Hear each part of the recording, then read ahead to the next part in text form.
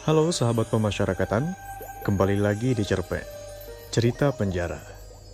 Saya itu Bagus Kurniawan akan menceritakan segudang cerita tentang berbagai kisah di pemasyarakatan. Pernahkah sahabat merasakan kerinduan? Terlebih di masa pandemi ini. Ketika mobilitas kita semua dibatasi, rasa rindu kepada yang tercinta akan terasa semakin mendalam.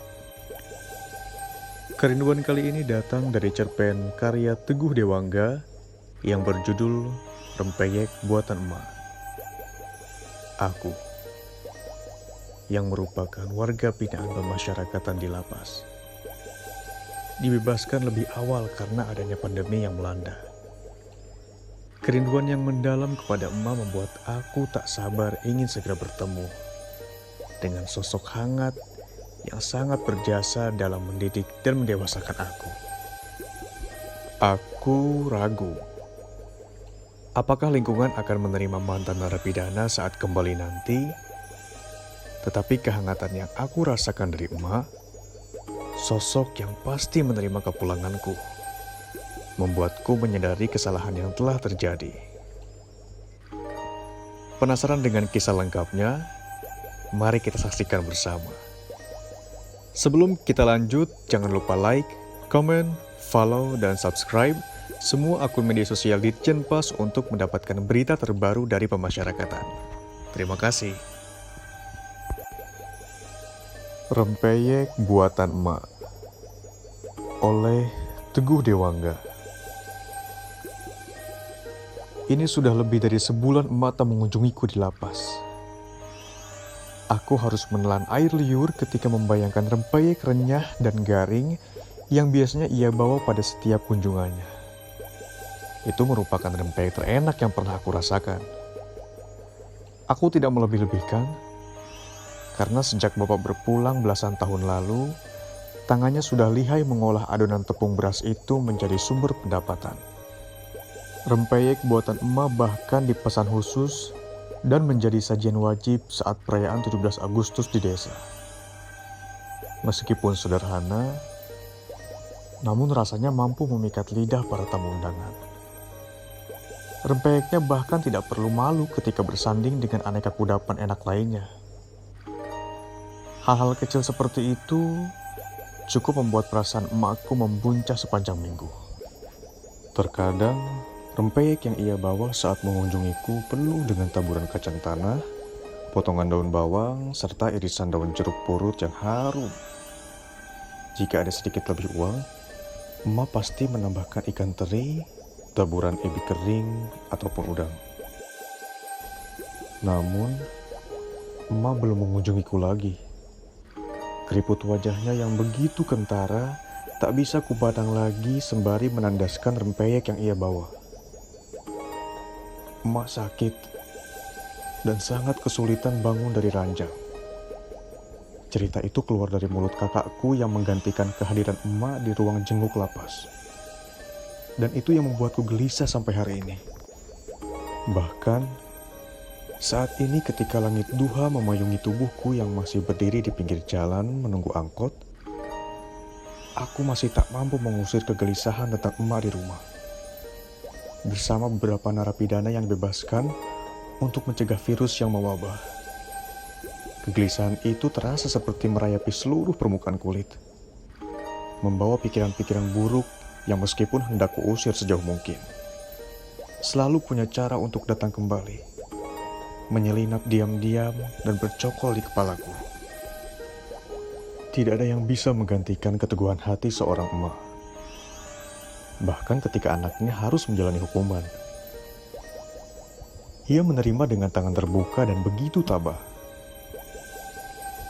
Aku pernah mencuri motor setahun silam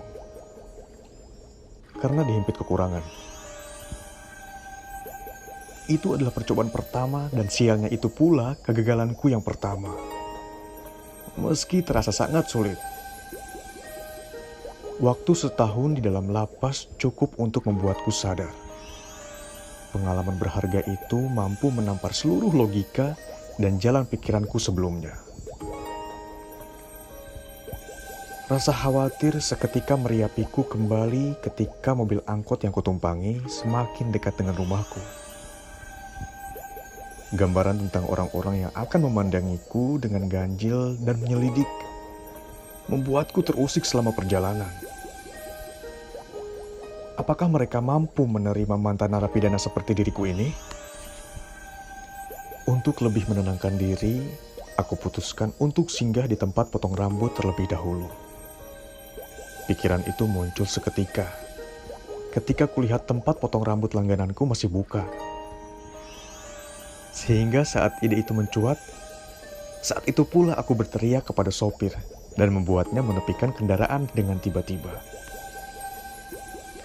Setidaknya dengan memangkas rambut, aku terlihat lebih segar di mata emak. Meskipun sebenarnya hal tersebut kumaksudkan untuk sedikit mengambil jeda dan mempersiapkan diri.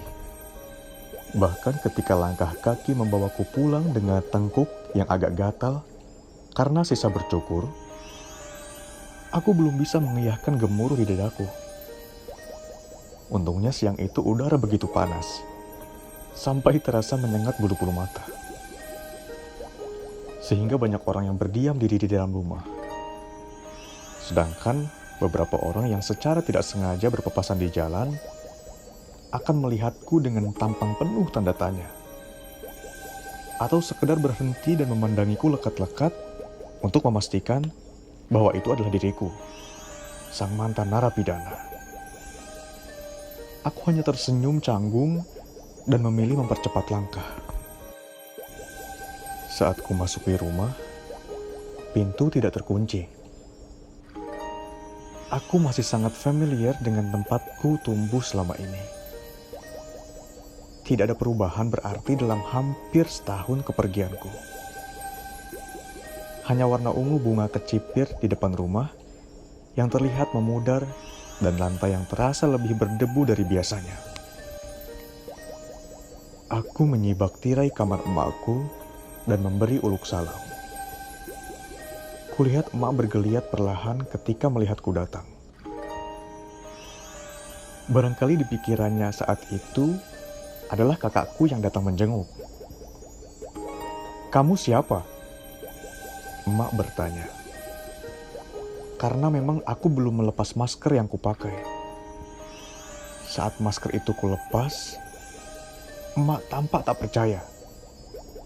Ia tertegun beberapa saat sebelum kesadarannya kembali bersama munculnya warna basah di matanya. Emak seperti tiba-tiba dibangunkan dalam mimpi indah dan mendapati gambaran mimpi tersebut menjadi kenyataan. Tanganku segera merengkuh tubuhnya yang terasa semakin ringkih. Bahkan ketika tangannya ku genggam, masih kudapati kehangatan pada permukaan telapak tangannya. Kehangatan yang selama ini menemaniku sampai mendewasa. Dan tentu saja, tangan yang selama ini mampu membuat rempeyek paling enak. Siang itu ku gendong emakku sumur belakang. Sebelumnya telah kujerang air panas untuk memandikannya. "Bukannya kamu masih lama keluar dari penjara?" ucap emak saat kududukan di kursi kayu dan mulai kumandikan secara perlahan. Emak tampaknya masih tak habis pikir mengapa aku bisa keluar lebih cepat. "Iya, Mak. Karena ada wabah virus, narapidana diberi keringanan." Emak mengangguk dan mulutnya tampak mengucap syukur lebih lirih. Aku kangen rempeyek buatan emak. Tapi aku tahu, emak gak kuat untuk membuatnya. Jadi, emak ajari aku ya. Kulihat emak menyunggingkan senyuman. "Mau buat rempeyek apa?" Ia tampak antusias. "Rempeyek kacang aja, Mak. Pakai daun bawang yang banyak ya," ucapku saat mulai kubersihkan rambutnya. Setelah selesai mandi dan kuberi pakaian hangat, emak memberikan petunjuk bahan-bahan apa saja yang harus kubeli. Tepung beras, tepung kanji, kacang tanah, dan telur. Tidak lupa dengan santan instan agar lebih mudah dan cepat digunakan. Karena saat seperti ini tidak ada lagi yang menjual kelapa potong. Untuk bawang putih, kunyit, dan ketumbar, aku tinggal memakai persediaan yang ada di dapur. Sedangkan daun jeruk purut dan daun bawang, aku hanya perlu memetik di halaman belakang. Emak membimbingku dari membuat adonan hingga bagaimana baiknya memanaskan minyak. Meskipun terlihat sepele, nyatanya aku beberapa kali gagal meletakkan adonan cair di badan wajan. Kadang teramat lebar sehingga terlalu rapuh.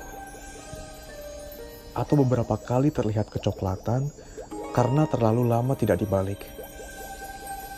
Melihatku membuat banyak kesalahan, emak seperti gatal ingin turun tangan sendiri.